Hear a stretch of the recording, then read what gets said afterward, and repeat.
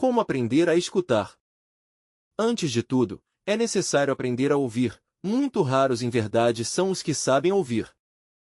Por comum, quando alguém ouve, não ouve, porque seu eu, seu ego, traduz tudo o que ouve à sua própria linguagem, à sua própria idiosincrasia psicológica, dentro de seu critério, e no final, não ouve. As pessoas, para poder aprender a ouvir, devem antes de tudo despertar a consciência. Como poderia ouvir psicologicamente alguém que tem a consciência adormecida? Para saber ouvir é preciso estar presente. E me pergunto a mim mesmo e pergunto a vocês, estão seguros, vocês, que estão aqui presentes, estão seguros de que a estas horas não estarão vocês vagando por sua casa, por sua oficina, ou no campo, ou em algum lugar de seus afetos? Sempre vemos as pessoas sentadas, aparentemente ouvindo, mas como poderia ouvir aquele que não está em casa? Por comum, quando se fala de gnose, aqueles que aparentemente ouvem, não ouvem, fogem apavorados, vão daqui para lá e de lá para cá, viajam pela cidade psicológica interior. Recordemos que dentro de cada um de nós há um país psicológico, uma cidade psicológica, uma coisa é um lugar do mundo físico e outra coisa é o lugar psicológico onde nós estamos situados. Em que lugar estaremos situados agora mesmo? Vocês dirão que aqui, poderia ser, poderia não ser. A realidade é que é difícil saber ouvir, porque por comum aquele que ouve se escapa, viaja por seu país psicológico, foge em qualquer direção. No final, não está em casa, e não estando em casa, quem ouviria? A personalidade humana? Verdadeiramente, ela não sabe ouvir. O corpo físico? Esse não é mais que um instrumento. Quem a ouviria então? Quando se fala da doutrina a outra pessoa, e isto digo muito especialmente a nossos missionários, é preciso estar um pouco alerta, porque as pessoas fogem quando nos ouvem, ou quando aparentemente ouvem, não estão em casa. Há também pessoas que estão muito cheias de si mesmas, essas pessoas não querem ouvir a palavra, não têm um lugar vazio, um lugarzinho para a nossa palavra, estão cheias de si mesmas, de seus envaidecimentos, de seus orgulhos, de suas vaidades, de suas teorias, etc. Então a palavra não tem onde entrar. Onde entraria, se essas pessoas estão cheias de si mesmas? Recordemos Jesus e seu nascimento, seus pais indo, pois, ao recenseamento citado por Herodes, não encontraram na estalagem um lugar vazio. Então não há na taberna interior, se assim lhe podemos dar esse nome, um lugar vazio para a palavra, está ocupada a taberna, está ocupada a estalagem, quão grave é isso? Nós devemos ter a tigela do Buda voltada para cima, a panela, para receber a palavra crística, mas em vez de fazer isso, as pessoas colocam a panela voltada para baixo. Precisar-se-ia primeiro reconhecer, pois, nossa própria nulidade e miséria interior, para que ficasse na tigela, na panela, um lugar sim, para a palavra. Mas, enquanto estivermos cheios de si mesmos, como poderia a palavra entrar em nós? Ou em outros termos, como poderíamos aprender a ouvir do ponto de vista psicológico? Por que saber? Ouvir logicamente, ou saber ouvir, diríamos, fisicamente, é coisa relativamente fácil, mas psicologicamente, quão difícil é saber ouvir. É preciso estar em atitude receptiva, com a panela voltada para cima, aguardando o alimento, com a tigela ao estilo búdico, mas se a panela está voltada para baixo, como pode entrar o alimento em nós? Como poderíamos recebê-lo? Aqueles que estão cheios de orgulho, de autossuficiência, aqueles que estão recheados de teorias, acreditam vocês acaso que se encontram no estado preciso para poder receber a palavra? Antes de tudo, temos que reconhecer nossa própria nulidade e miséria interior, antes de poder receber o alimento da palavra, e não é possível receber esse alimento se não sabemos ouvir. Temos ouvido nós uma palavra milhares e até milhões de vezes, e cremos que a sabemos, que a temos ouvido, mas em realidade de verdade não temos ouvido essa palavra. Qualquer dia desses tantos a ouvimos, e nos cai de novo, mas se a temos ouvido milhares de vezes, por que nos cai agora de novo? Porque sempre a tínhamos ouvido com a consciência adormecida e um dia qualquer tivemos a sorte de ouvi-la com a consciência desperta, e nos cai como algo novo. Vejam vocês quão difícil é saber ouvir, vejam vocês quão trabalhoso é. É preciso, antes de tudo, ser consciente, se quisermos saber ouvir. Recordemos aquela tentação de Jesus no deserto, quando Satanás lhe disse: todos estes reinos do mundo te entregarei se te ajoelhares e me adorares. Eis a tentação. Pediase a Jesus Cristo que colocasse a panela com a boca para baixo, que não a colocasse voltada para cima para receber a palavra interior que vem do alto, mas que a colocasse voltada para baixo para ouvir as coisas externas, para ouvir, pois, o mundo dos sentidos externos. De maneira que, então, Jesus não caiu. Por que não caiu o grande Cabir Jesus? Porque ele estava sempre alerta e vigilante, como o vigia em época de guerra, tinha a tigela voltada para cima, não para baixo, estava aguardando receber o alimento. Mas se ele tivesse caído em tentação, isto é, se tivesse colocado a tigela, a panela voltada para baixo, teria ouvido palavras externas, coisas que vêm de fora, coisas do mundo físico, não teria sido capaz de ouvir psicologicamente.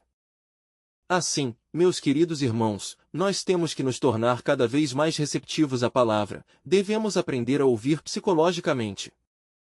Mas repito, como se poderia ouvir se estamos fora de casa? Para poder ouvir, é preciso estar em casa. E quem está fora de casa? Pois todos os inconscientes. Vocês podem estar seguros de que neste momento estão me ouvindo? Poderiam assegurá-lo? Poderiam vocês me assegurar, neste momento, jurar de que vocês estão íntegros, ou vagueiam vocês por outros lugares? A crua realidade dos fatos é que quando ouvem, as pessoas não ouvem porque andam por outros lugares, estão ausentes, não estão em casa, vagueiam. Por que não lembram as pessoas, suas vidas anteriores? Mas como vão lembrar, se não estão em casa? Pode alguém lembrar acaso algo que não experimentou? Estar em casa. Quem sabe o que é estar em casa? Refiro-me a esta casa, a pessoa humana. Normalmente, o ser anda fora de casa, então, como poderíamos lembrar as passadas existências, se sempre estivemos fora de casa? Há duas coisas capitais em nossos estudos gnósticos. Primeiro, recordação de si mesmos, isto é, de nosso próprio ser, e segundo, relaxamento do corpo. Recordar-se a si mesmo e relaxar o corpo devemos fazer continuamente.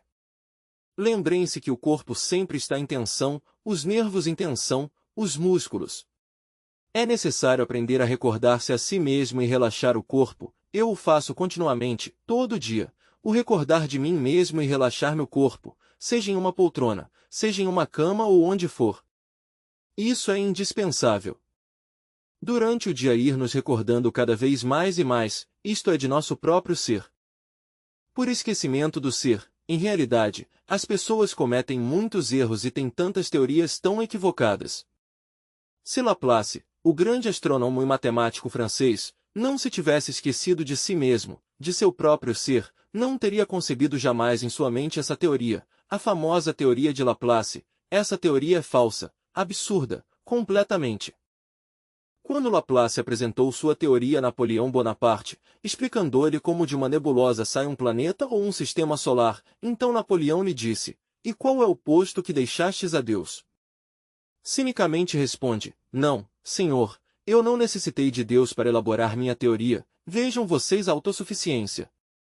Precisamente pelo mesmo, como Laplace se esqueceu de seu ser interior profundo, pôde elaborar essa teoria falsa, porque a nenhum astrônomo do planeta Terra lhe consta jamais, nunca jamais, ter visto com seus próprios olhos, um planeta saindo ou emergindo de entre uma nebulosa. Assim que então não lhes consta, no entanto, a tem admitido muitos nécios como dogma de fé. Se Laplace não se tivesse esquecido de si mesmo, não teria elaborado essa absurda teoria. Por aí anda um nécio que derramou uma gota de óleo, entre um copo com água, com um palito se propôs a fazer girar a gota de óleo, estenderão-se anéis que depois ficaram girando ao redor da gota central, e disse: "Ah, sim, assim se formou o universo." Perguntam-lhe: "E então o quê?" "E Deus?" "Eu não necessitei de Deus, veja como se forma." Mas bem tolo! Não se dá conta de que em sua teoria, está ele fazendo o papel de Deus, pois ele, Com esse movimento, está fazendo girar o óleo as gotas de óleo ao redor do núcleo central. No entanto, é tão nécio que não se dá conta que necessitou da inteligência que movesse a mão, ele ocupou seu posto momentaneamente. Sozinha a gota de óleo não giraria, nem se estenderiam anéis, necessitou de uma mão que a movesse, ou de um impulso inteligente. Mas o cínico o tolo está fazendo o papel de Deus, e no entanto, negando a Deus, de maneira que assim são as pessoas, tolas, quando se esquecem de si mesmas. No que a mim se refere, graças a Deus não me esqueci de mim mesmo, de meu próprio ser, portanto digo que a nebulosa de Laplace e sua teoria nebular é falsa. Eu vou mais longe, eu estou com Sabata. O que é isso? Dirão vocês, Blamahat, ao afirmar, não estou cometendo nenhum delito. É a inteligência diretriz, formada, diríamos, pelo Sabaoth, pelo exército da palavra. Como surgiu o universo? De uma nebulosa? Não é certo, não digam falsidades. Surgiu de Sabata, da substância mãe, caos, mula prakriti, diriam os hindustanes, isso é óbvio. Celebrarão-se certos rituais, tântricos por certo, no amanhecer do Mahamanvantara? É certo. Claro, os Elohim, que em seu conjunto constituem o Sabaoth, esse exército da palavra, se desdobraram a si mesmos na forma do andrógeno divino, mas ao se desdobrarem a si mesmos como macho-fêmea, ficaram suficientemente preparados para fecundar a matéria caótica. Assim foi que a Ísis e seu princípio masculino exerceram então uma cópula de tipo químico metafísico, para fecundar a matéria caótica, para fecundar a Sababat, o caos. Então, separaram as águas superiores do caos, das inferiores. E essas superiores foram fecundadas pelo fogo, ascenderam pela espinha dorsal de Ísis, falando em forma coletiva, foram fecundadas pelo princípio masculino eterno, com o fogo. Logo regressadas, posteriormente, ao caos, para que o caos fosse por sua vez fecundado, e assim surgiu a vida, surgiu o semeadouro de tudo que é, tem sido e será. Produziu-se o remoinho atômico por todas as partes.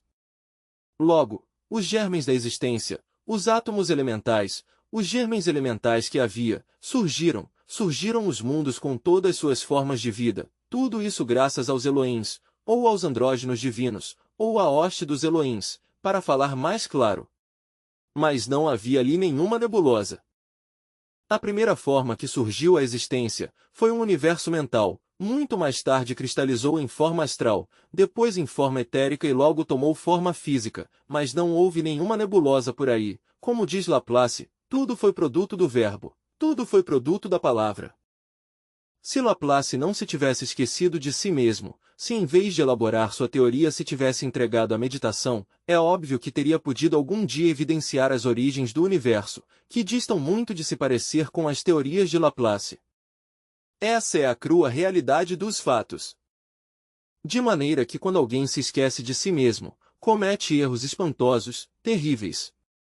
O mais grave é esquecer-se de si mesmo.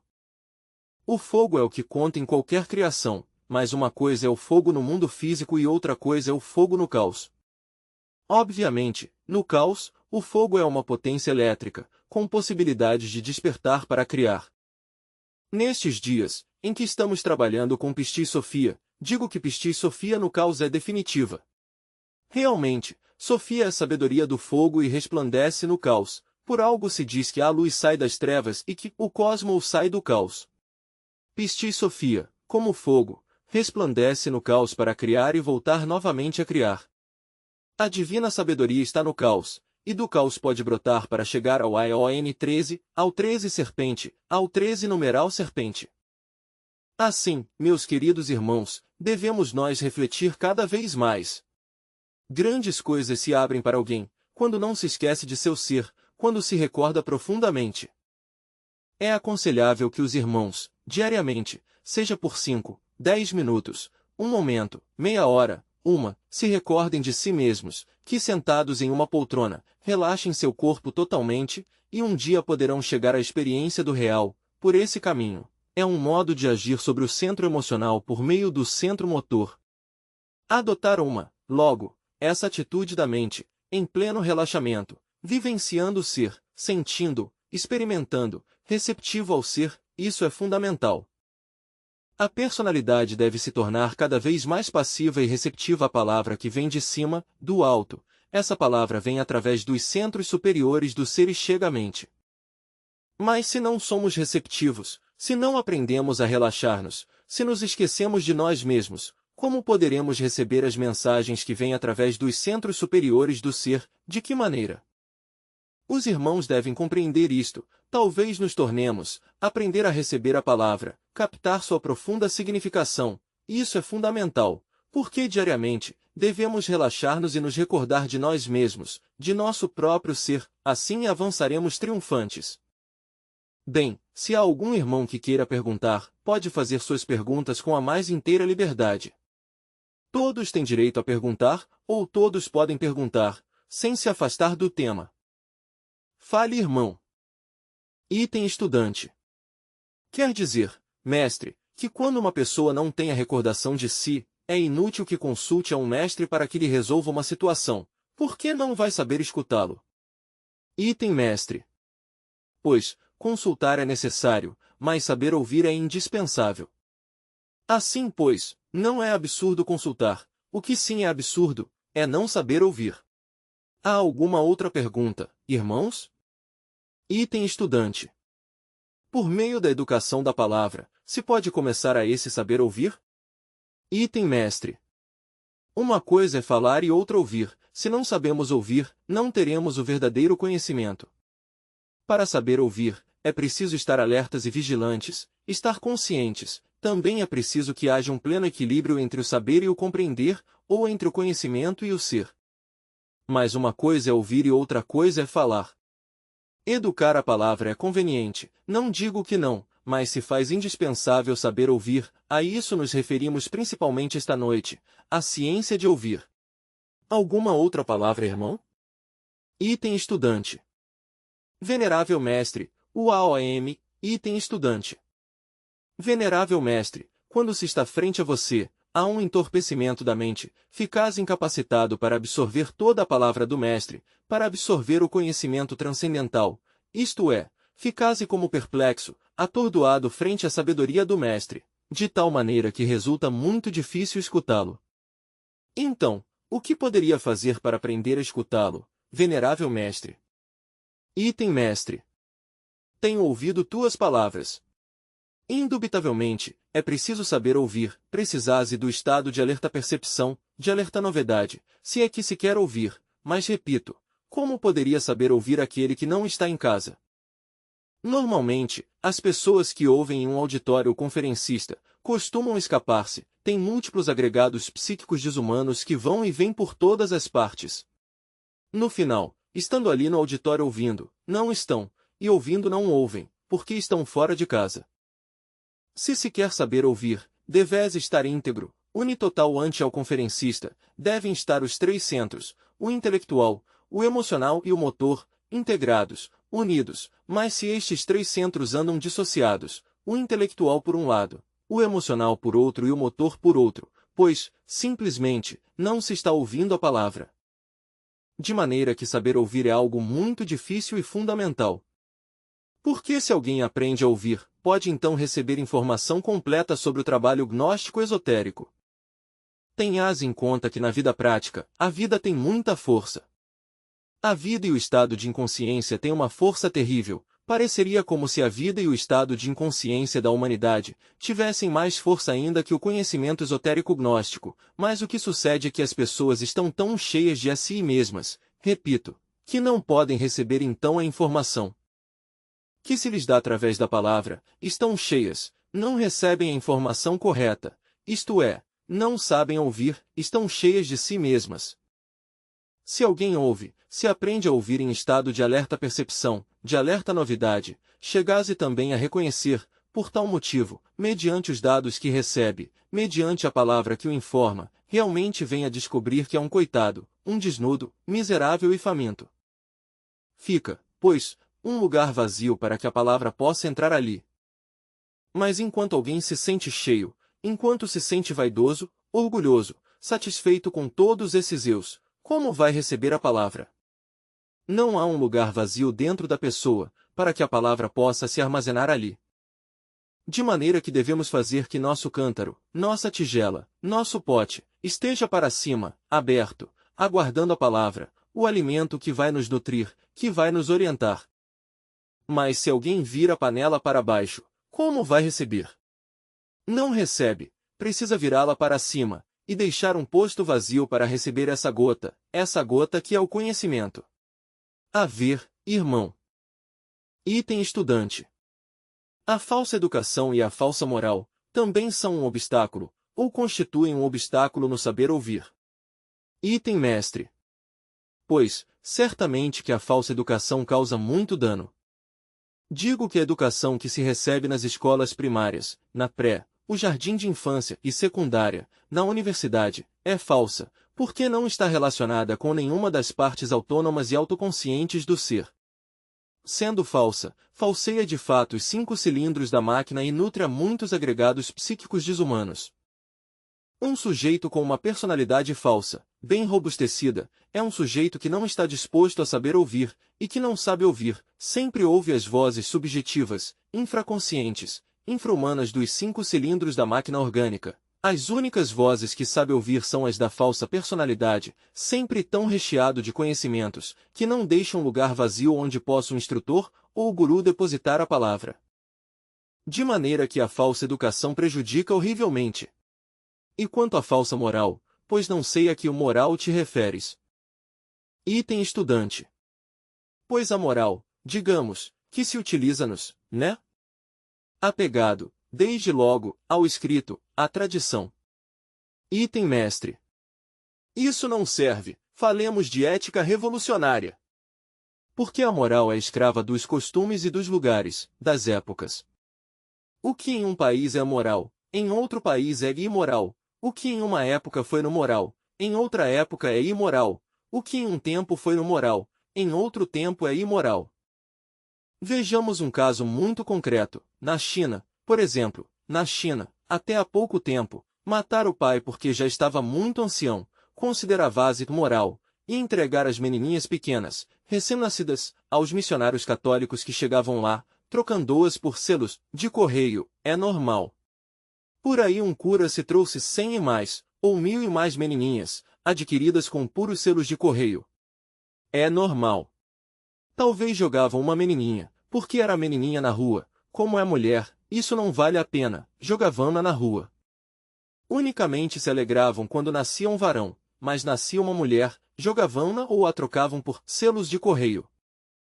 De maneira que, pois, em que ficamos com a moral? A moral é escrava dos costumes.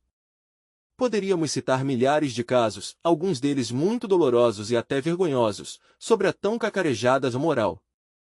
Assim, pois, a moral é escrava dos costumes, dos tempos, é o resultado de todos os preconceitos da humanidade. Isso não serve. Todo aquele que queira marchar pela senda da autorrealização íntima do ser, tem que se libertar da moral. Falemos antes de ética revolucionária, que soa melhor.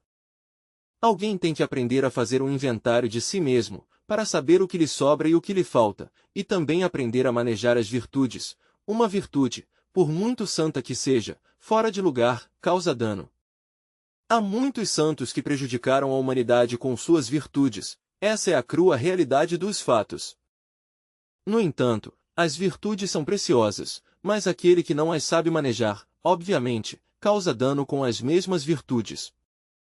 De maneira que não falemos de moral, falemos de ética revolucionária. A moral não serve, prejudica o desenvolvimento interior. Há alguma outra palavra? A ver, irmão. Item estudante. Mestre, com o ouvir, evidentemente é preciso saber ouvir e é preciso estar em casa para poder ouvir. Gostaria, o venerável mestre, de falar-nos um pouco, já que está muito relacionado com o tema, sobre o mal secretário? Item mestre.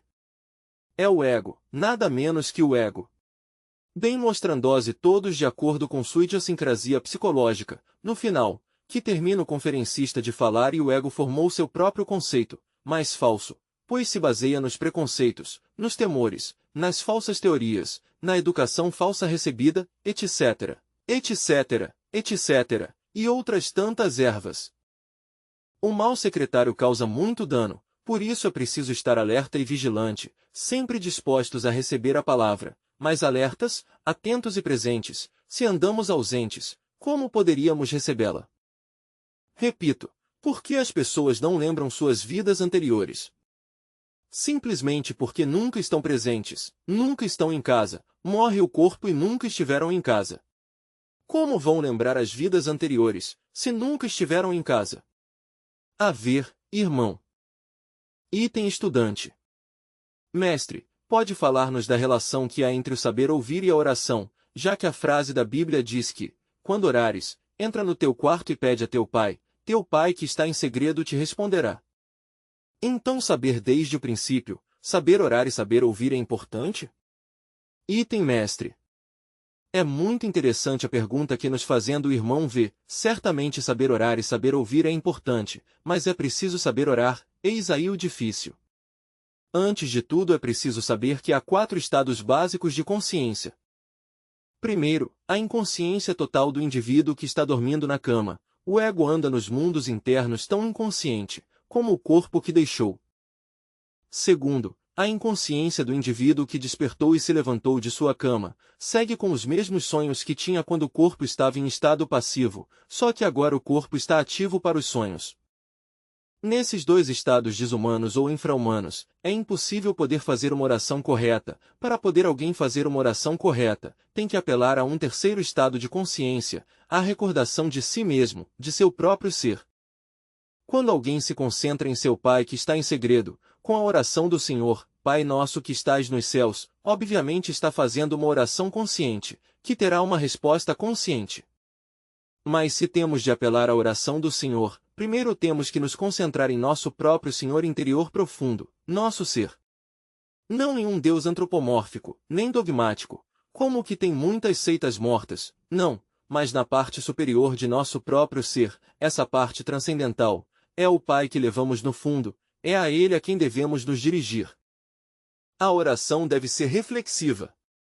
Depois da recordação do Senhor, que é nosso próprio ser interior profundo, meditaremos em cada palavra, conscientes da oração do Senhor, em cada parte, palavra por palavra, frase por frase, tratando de compreender a profunda significação. Concluída a oração, relaxamo-nos ainda mais, e em estado passivo, receptivo, com mente quieta e em profundo silêncio, aguardamos que venha a palavra do Pai. Se logramos escutá-la, se Ele nos dá a resposta, a oração foi bem feita. Mas se não logramos escutá-la, se não chega a nós, significa que a oração foi mal feita, não foi correta. Alguém tem que aprender a conversar com o Pai que está em segredo, cara a cara, em profunda quietude e silêncio. Assim é como devemos entender a oração, assim é como devemos a palavra vinda do alto. Essa palavra chega a nós através dos centros superiores do ser, mas é preciso estar em estado receptivo para escutá-la. Isso é tudo. A ver, irmão. Item estudante. Mestre, muitas vezes, como você disse no princípio, umas palavras nos chegam mais profundas que outras. Bem, para poder nesse momento prolongar essa maneira de poder captar mais, há alguma fórmula, ou alguma maneira de poder forçar a mente, em nosso mundo psicológico, há alguma fórmula, alguma maneira para prolongá-la. Item mestre. Plena atenção consciente. Se não se tem a plena atenção consciente, andaremos de um lugar para outro enquanto se escuta. E assim, escutando, não escutamos. Até aqui minhas palavras, irmãos.